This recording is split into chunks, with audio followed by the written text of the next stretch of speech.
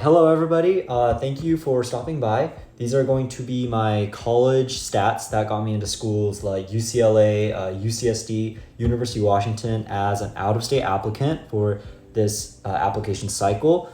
These are also the stats that got me my full ride plus the extra stipend that I'll be getting paid at the institution that I plan on attending this upcoming fall. So make sure you stick around.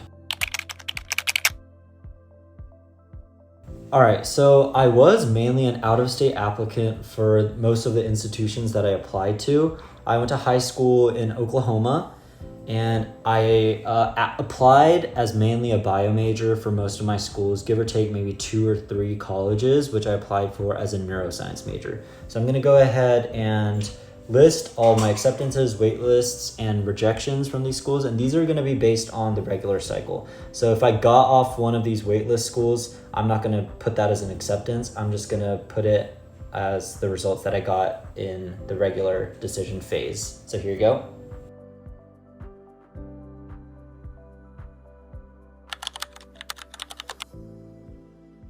For my academics, my GPA and everything, these are going to be based on at the end of fall semester. So this is when I actually submitted my college applications.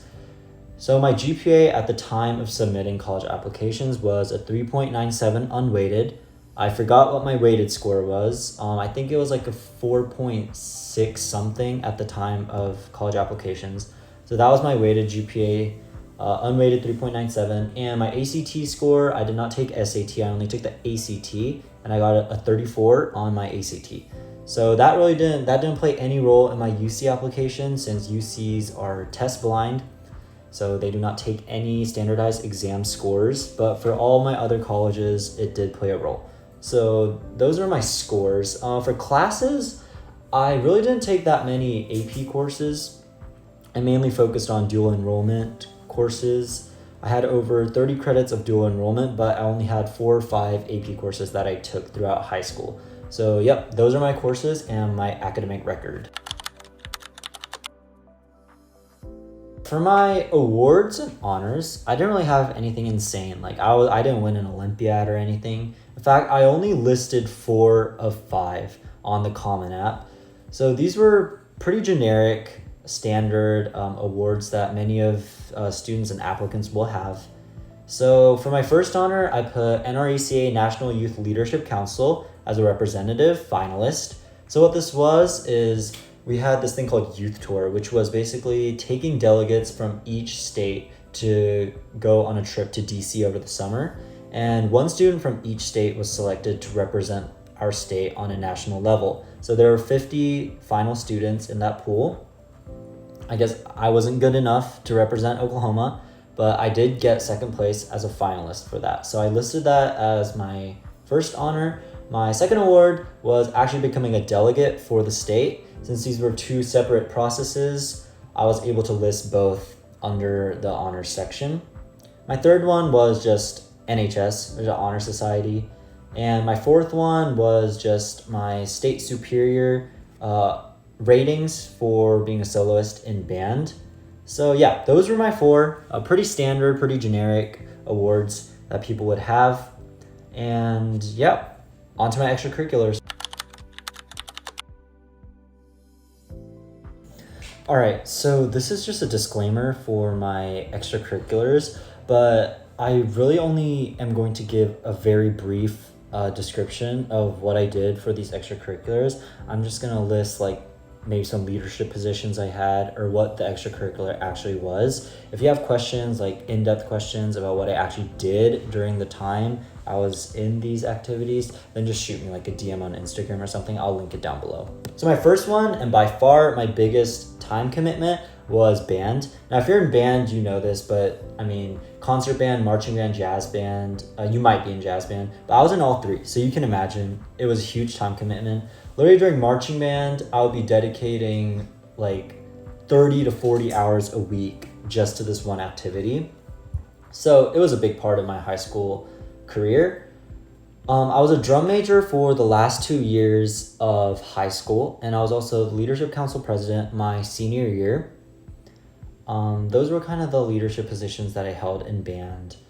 I was in the wind ensemble for all 4 years, and I was also in the jazz band for all 4 years. So that's kind of my spiel on band. Tera.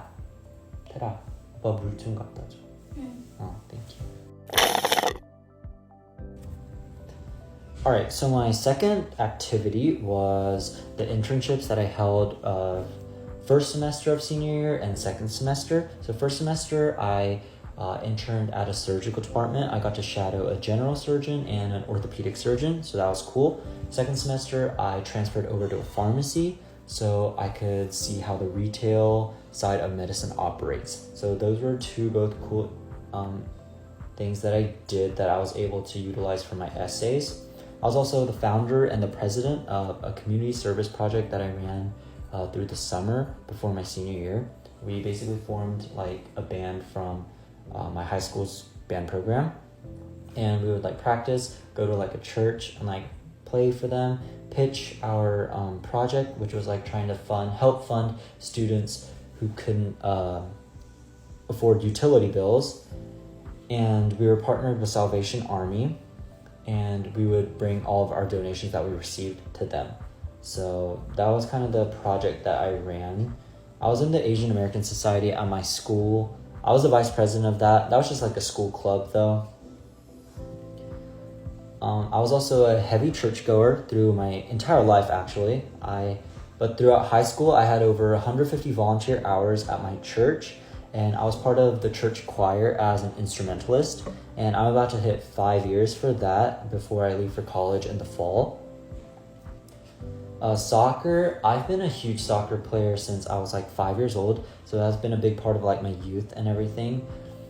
But I had to quit my senior year because of time constraints and college applications coming up and everything. But I was on varsity for the 3 years that I was on the team, and I was named an athletic scholar, so that was cool. And I was actually a certified state referee as well. I was able to like form a crew with me, my friend, and his brother. So it was nice being able to officiate games with the three of us. Taekwondo, I've been playing Taekwondo since I was like 9 years old, but I do have my second degree black belt, so I did list that as one of my activities for my Common App and my UC application as well. I worked as a barista at a boba store. That was really fun because my entire friend group kind of like took over the boba store. So we were all working, and like they would like schedule like 3 of us, and it would just be all of our friends. So it would just be like a blast every single shift. I was a competitive chess player throughout high school. I was ranked 1640. So I also listed that under my activities. And the youth tour thing that I mentioned on my awards and honors, I did put that under my activities because I had more I wanted to explain about it. So yeah, that's a general idea of what I had for my activities. Like I said, this was very brief, just literally what it was if I had any positions. If you want any like in-depth, like what did I do for these clubs, like what events did I organize, like did I do anything with these clubs? If you want to like ask me about that, then just go ahead and shoot me a DM. I can like send you a PDF or something. But yeah, otherwise, that is the list of my ECs and kind of what I did throughout high school.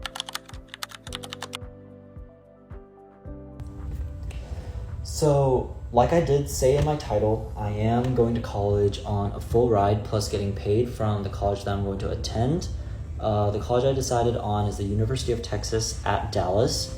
I was pretty bummed out about missing out on like USC and UCLA and all these schools.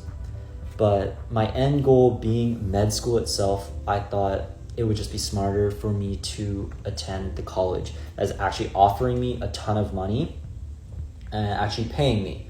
So that really flipped the bar for me. I was pretty much committed to like UC Davis, I think, because I did get a scholarship for UC Davis, but it's not a full ride. And with the new bill that passed, putting a cap on how much federal loan you can take out from med school, I just thought it was a wiser decision to stick with the money. So yeah, that was my final decision. Thank you for watching this video. And if you're a high schooler planning on applying for this upcoming cycle, best of luck to you guys, and good luck in college, everybody else. Thank you.